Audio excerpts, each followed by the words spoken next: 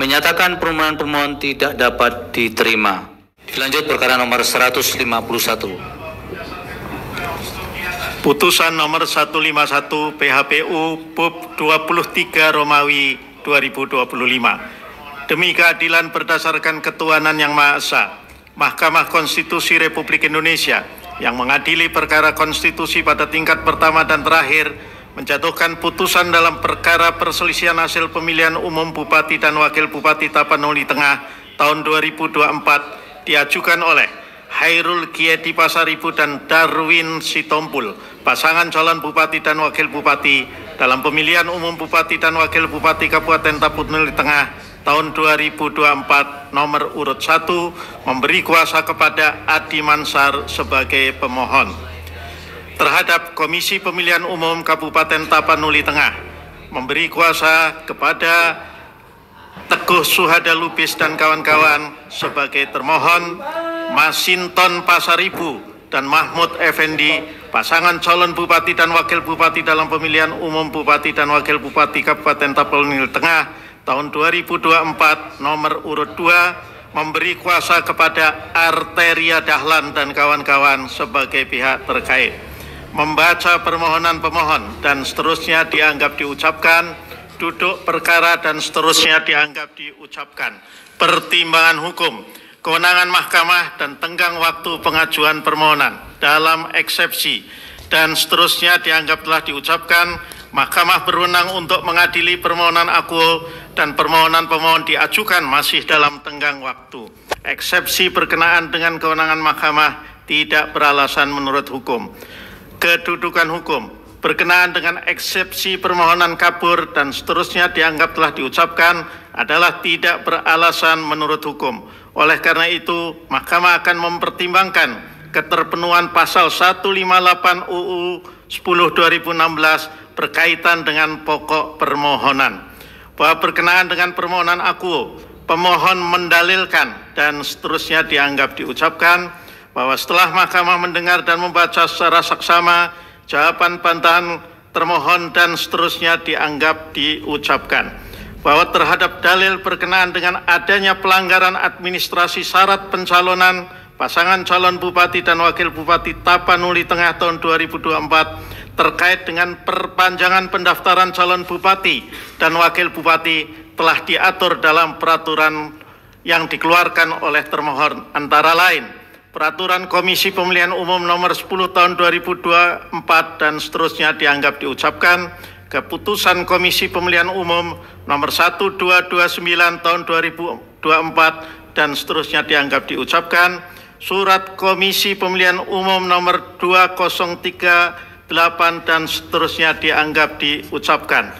Bahwa sampai dengan masa berakhirnya pendaftaran hanya terdapat satu pasangan calon yang diterima pendaftarannya dan masih terdapat partai politik peserta pemilu atau gabungan partai politik peserta pemilu yang belum mendaftar, yakni tabel dan seterusnya dianggap diucapkan.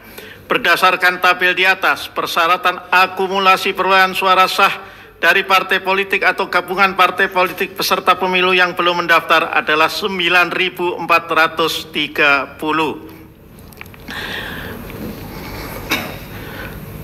Sehingga tidak mencapai ketentuan persyaratan akumulasi perolehan suara sah sebagaimana dimaksud dalam pasal 11 ayat 1 keputusan KPU Kabupaten Tapanuli Tengah dan seterusnya dianggap diucapkan, yakni sebanyak 14.413 suara untuk dapat mencalonkan pasangan calon bupati dan wakil bupati dan seterusnya dianggap diucapkan. Sehingga Mahkamah menilai masih dimungkinkan partai politik peserta pemilu atau gabungan partai politik peserta pemilu yang telah diterima pendaftarannya dapat mendaftarkan kembali pasangan calon dengan komposisi partai politik peserta pemilu atau gabungan partai politik peserta pemilu yang berbeda pada masa perpanjangan pendaftaran. Bahwa terhadap permasalahan administrasi persyaratan pencalonan calon bupati dan wakil bupati Tapanuli Tengah, setelah Mahkamah mencermati telah ternyata partai politik peserta pemilu inkasu PDI Perjuangan telah memberikan surat pemberitahuan perihal pengunduran diri dan pembatalan kesepakatan dengan koalisi gabungan partai politik peserta pemilu dengan calon bupati dan wakil bupati atas nama Hairul Kieti Pasaribu dan Danwir Sitompul, di mana pembatalan kesepakatan tersebut telah memenuhi persyaratan administrasi terkait penarikan dukungan partai politik sesuai dengan surat Komisi Pemilihan Umum nomor 2038 dan seterusnya dianggap telah dibacakan. Dengan demikian, berdasarkan uraian pertimbangan hukum tersebut di atas, Mahkamah berpendapat dalil pemohon yang menyatakan adanya pelanggaran administrasi pendaftaran pasangan calon adalah tidak beralasan menurut hukum. Bahwa terkait dengan dalil pemohon berkenaan dengan keterlibatan pejabat bupati, sekda, dan seterusnya dianggap telah dibacakan. Bawaslu Kabupaten Tapanuli Tengah telah menerima laporan dugaan pelanggaran pemilihan netralitas ASN dan terhadap laporan tersebut, Bawaslu Kabupaten Tapanuli Tengah telah melakukan kajian awal yang pada pokoknya laporan tersebut belum memenuhi syarat material. Bawaslu telah mengeluarkan pemberitahuan perbaikan, namun laporan tersebut tidak dilakukan perbaikan dan seterusnya dianggap telah dibacakan. Bahwa telah ternyata pemohon tidak dapat menunjukkan bukti-bukti yang dapat meyakinkan mahkamah, sehingga mahkamah tidak mendapatkan gambaran yang utuh terkait dengan kebenaran fakta yang terjadi yang ditalilkan oleh pemohon mengenai keterlibatan pejabat bupati, sekda, dan seterusnya dianggap telah diucapkan. Terlebih pemohon hanya mendasarkan dalil tersebut dengan alat bukti surat tulisan dan bukti lain yang disampaikan oleh pemohon yang mayoritas merupakan artikel berita dari berbagai sumber. Dengan demikian dalil pemohon aku adalah tidak beralasan menurut hukum.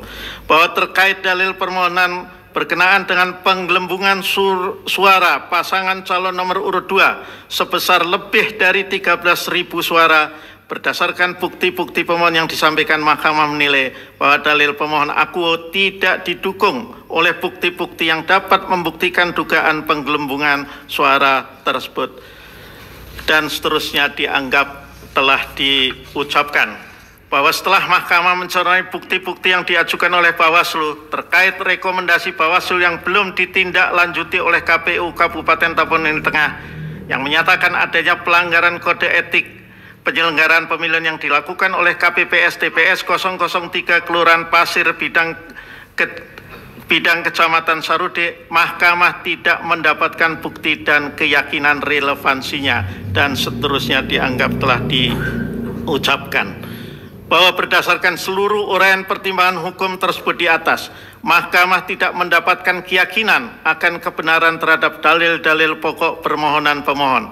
Oleh karena itu terhadap permohonan aku tidak terdapat alasan untuk mengesampingkan ketentuan pasal 158 Undang-Undang 10 2016 yang berkaitan dengan kedudukan hukum pemohon dan seterusnya dianggap telah diucapkan. Mahkamah telah meyakini bahwa tahapan-tahapan pemilihan bupati dan wakil bupati Tapanuli Tengah tahun 2024 telah dilaksanakan sesuai dengan tahapan dan ketentuan serta terkait permasalahan yang ada telah diselesaikan sesuai ketentuan dan peraturan perundang-undangan. Terlebih terhadap permohonan aku, mahkamah tidak menemukan adanya kondisi kejadian khusus yang dapat dinilai telah menciderai penyelenggaraan pemilihan bupati dan wakil bupati Tapanuli Tengah tahun 2024. Oleh karena itu, mahkamah menilai tidak relevan untuk meneruskan permohonan aku pada pemeriksaan persidangan lanjutan dengan agenda pembuktian. Sehingga selanjutnya mahkamah akan mempertimbangkan kedudukan hukum pemohon dan seterusnya dianggap diucapkan. Perbedaan perolehan suara antara pemohon dan pihak terkait adalah 12.887 suara setara dengan 8%. Menimbang bahwa berdasarkan pertimbangan hukum di atas dan seterusnya dianggap telah diucapkan, pemohon tidak memiliki kedudukan hukum untuk mengajukan permohonan aku. Dengan demikian eksepsi termohon dan eksepsi pihak terkait bahwa pemohon tidak memiliki kedudukan hukum adalah beralasan menurut hukum dan seterusnya dianggap telah diucapkan. Konklusi dan seterusnya dianggap telah diucapkan. Berdasarkan Undang-Undang Dasar Negara Republik Indonesia tahun 1945 dan seterusnya dianggap diucapkan. Amar putusan mengadili dalam eksepsi 1, mengabulkan eksepsi termohon dan eksepsi pihak terkait berkenaan dengan kedudukan hukum pemohon. 2, menolak eksepsi termohon dan eksepsi pihak terkait untuk selain dan selebihnya. Dalam pokok permohonan, menyatakan permohonan pemohon tidak dapat diterima.